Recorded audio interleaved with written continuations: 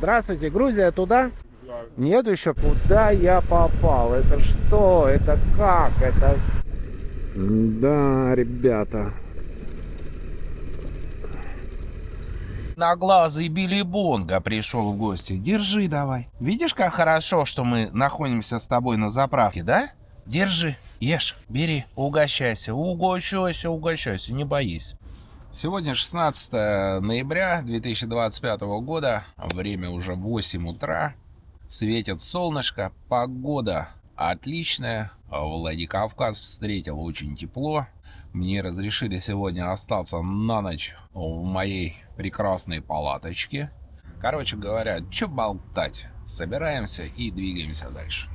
Что-то не нравится мне, как сегодня ведет себя Криан Петровна. Ехала, она просто взяла и заглохла. Ну да ладно. Пока двигаюсь вперед в сторону Верхнего Ларса.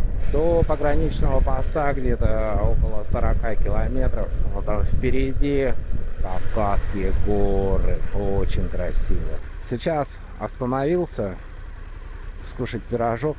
Ко мне подошел местный житель. Спросил, куда я еду. Я говорю, я еду в Грузию. И он мне дал местных денег, чтобы я на границе не менял ничего. Вот так вот оно и происходит в этом мире.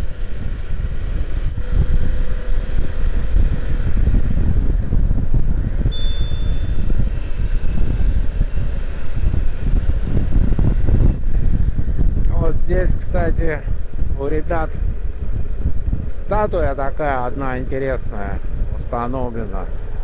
Сатана.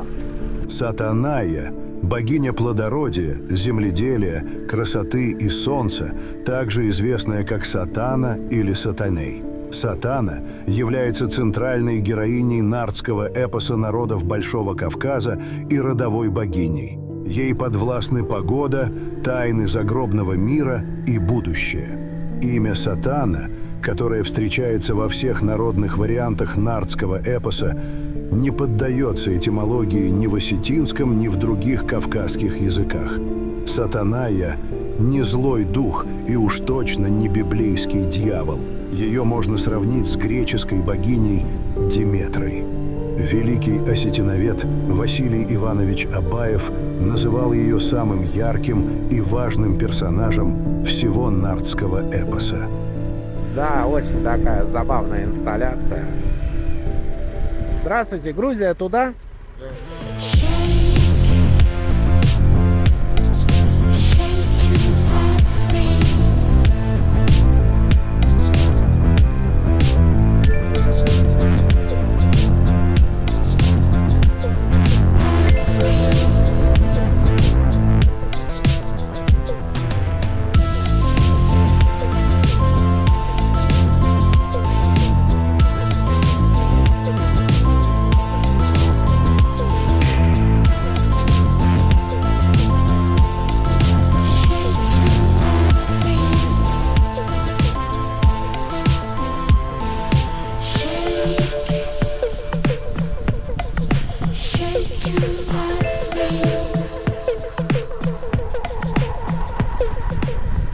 Да, это, конечно, ужас просто. Это и есть культура. Вот вроде расстояние, да, составляет сколько? Ну, 50, может, километров. И вот, ну, что это такое? Прям не просто грязно, а просто какой-то трындец.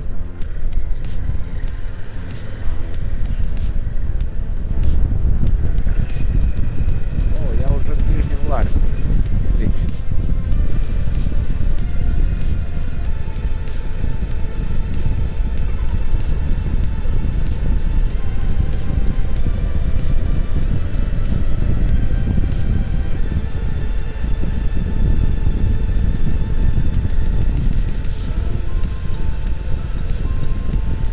Да, это, конечно, печально. Но это, видимо, может быть на площади какая-то. Ой, господи, куда я попал?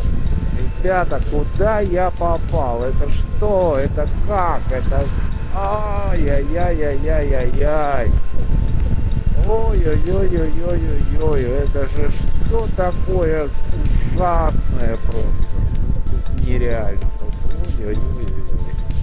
Вот это да. Достопочтенная публика может удивить. Так, и что? Я так понимаю, это что это? Вот где я? Куда я? Зачем? Россия. Куда? Наверное, мне прямо надо, да? Извини, дружок. Пирожок.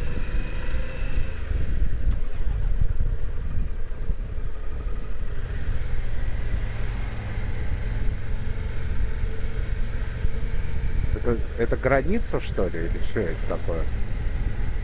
Таможня, может, какая? Повторю еще раз. Я раньше никогда никакие границы не проходил. Естественно, никакие интернеты я не смотрел. Ничего я не смотрел. И... это мой первый опыт. Куда ехать? Ты че? Пойду сейчас кого-нибудь спрошу, наверное. Добрый день. Подскажите, какой план действий? Какой план Вы действий? сюда заезжаете. Я сюда заезжаю. На эту линию, да? И все. Я у вас паспорт проверяю, и там дальше уже. Ну, что я могу сказать? Пока все просто.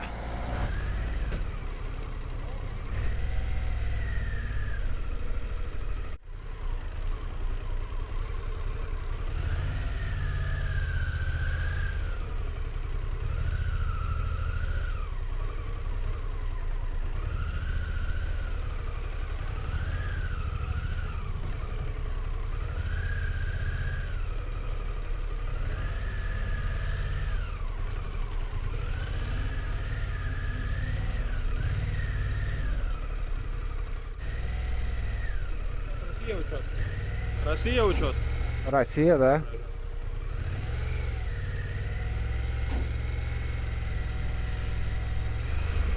Ничего не понятно, но очень интересно. А как процесс идет? Расскажите В мне. медленном режиме. Ну, это я понял уже. То есть, что, я подъезжаю, даю паспорт. Подъезжаешь, паспорт, там сундучки твои посмотрят. А, вот здесь вот, да? Или здесь, или следующие. Ну, вот куда машина стоит. Я понял. И все. Ничего заполнять не надо. Не, тяна мира российский. Да?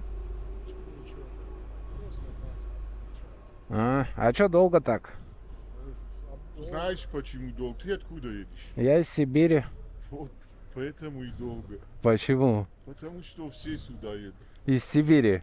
И из Сибири, из Так вы слушайте, ну я-то из Сибири, пока доехал сюда. Вы уже могли все проехать.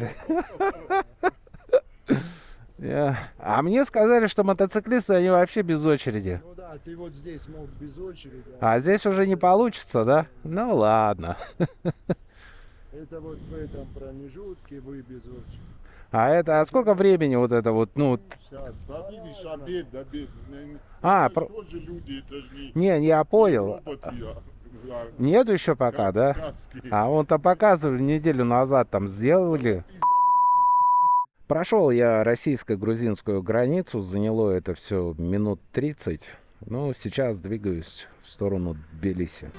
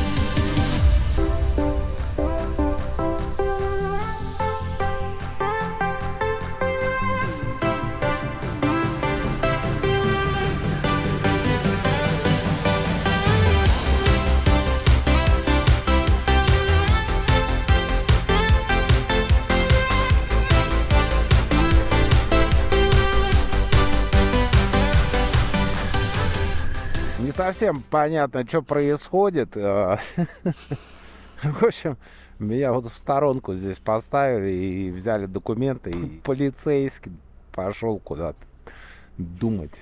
Ну, что, ждем. И я думал, документы один раз показал и поехал. А нет, тут еще вот, ну, время сейчас 2 часа. Ну, посмотрим, сколько он там будет ходить. Виды, конечно, потрясающие здесь. Что сказать, вот эти горы, собаки. Все, как я люблю. Что такое? Что ты, мой маленький дурачок, а? Что ты, моя маленькая хрипандрюпочка, пришла, а? Облаял меня. Я тебе что плохого сказал, а? Я тебя глажу, а ты... А ты прибежал на меня лаять, что ли? Ну ты, друг, даешь. Хороший пес, хороший. На грузинской границе, конечно, какой-то такой откровенный балаган происходит. Значит, проехал я границу, тут эти менялы.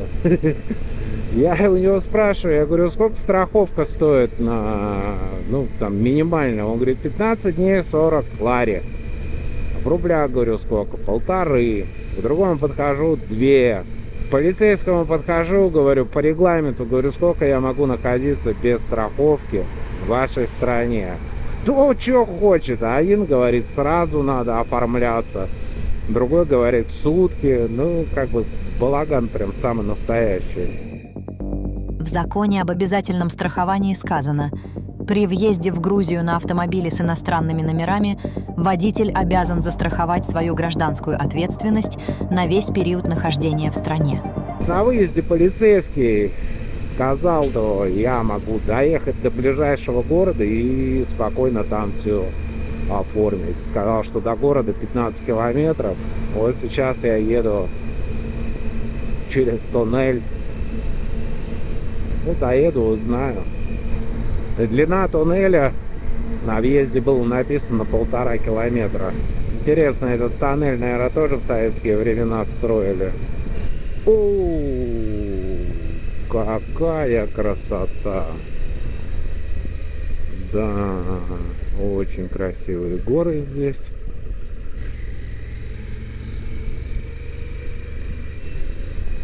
Шапки такие снежные.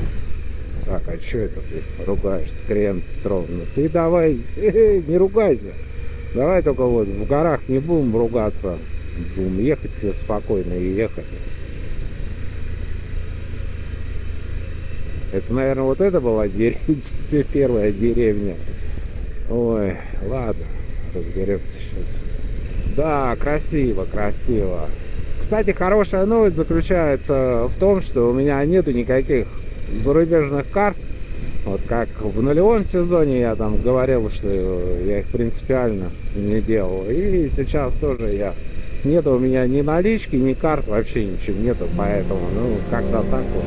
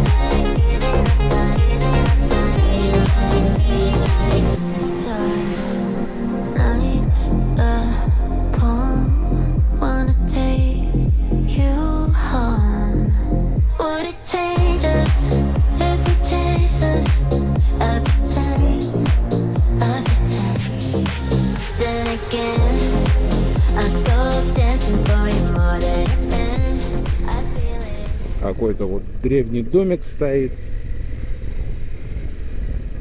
Тут на Subaru Impreza в RX с тяйкой. Ай, вот эти все серпантины проходить.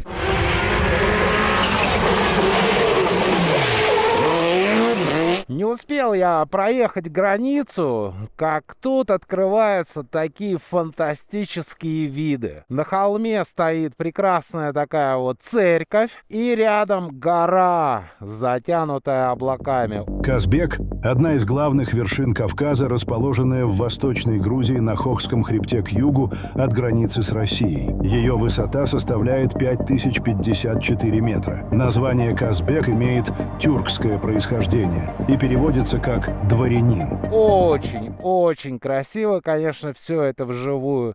Ну и с этой стороны горы и маленькая деревушка. Ну а я поехал дальше. Закаты в горах — это всегда что-то невероятное. Очень я люблю закаты. Сидишь где-нибудь в горах и наслаждаешься. Сделал я страховку в первой деревне на 15 дней, 800 рублей. И поменял еще 50 лари. Сейчас посмотрю, может быть, получится найти какую-нибудь недорогую гостиницу. А нет, ну тогда буду искать место под палатку. Единственное, конечно, в горах попрохладнее будет ночью, чем те стоянки, где я ночевал.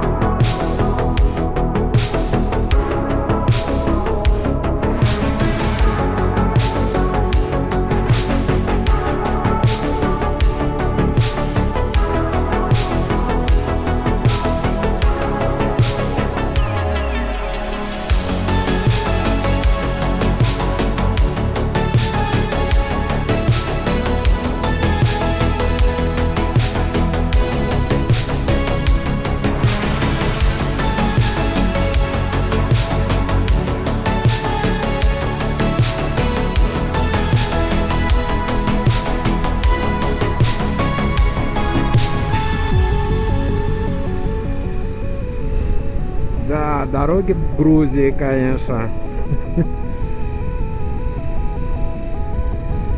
Прохладненько становится. Тут смотровая площадка и неплохой вид открывается. Так что я решил остановиться и немножко посмотреть всю эту красоту. Еще одна советская достопримечательность. Арка Дружбы – один из самых узнаваемых символов Кавказа. Она была построена в 1983 году и символизирует дружбу народов России и Грузии. Памятник расположен на военно-грузинской дороге между курортом Гудаури и Крестовым перевалом.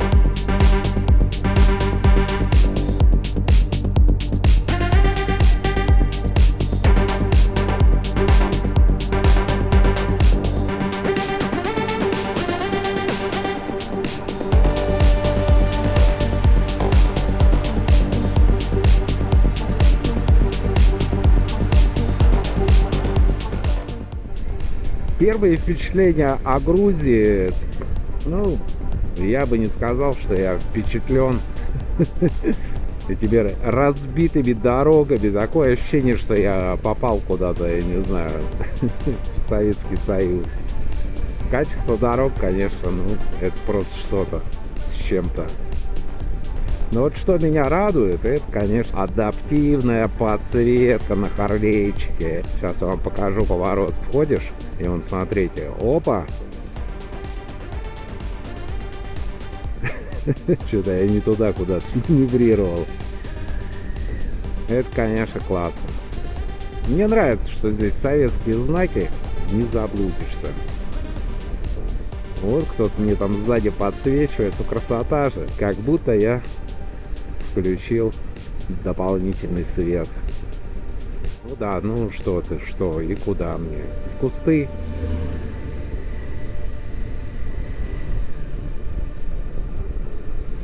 Ой-ой-ой-ой. Ой-ой-ой-ой-ой-ой-ой-ой. Это, конечно, Грузия, ты моя Грузия. К Риане Петровне надо будет пересмотреть оценку в Самаре. Потому что на сегодняшний день, конечно, Грузия, она просто...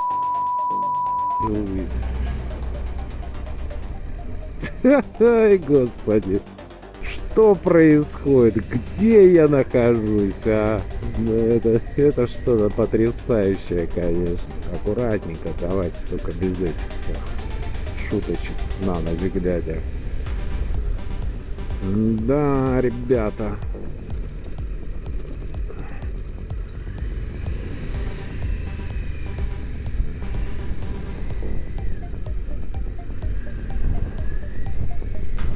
Это просто какой-то... Ой-ой-ой-ой-ой-ой-ой.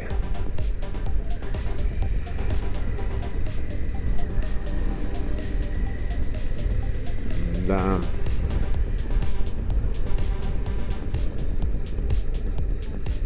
Ну да. Я надеюсь, я туда еду, потому что у меня же нету этой сим-карты. Я, если честно, вообще без понятия, куда я еду. Вот куда-то еду и куда-то приеду сейчас. Давай, Криан Петровна, солнышко мое, давай, тащи меня в эту гору. По этим прекрасным дорогам. Как тут не ругаться. Тан-тан-таран-тан-таран-тан-тан. О, это был отель. Короче говоря, переночевать здесь стоит 80 местных тугриков. Но мне разрешили бесплатно поставить палатку. Вот на травке я поставлю, и прям мне больше ничего и не надо. А завтра, собственно, продолжу свое великое путешествие. Как-то так.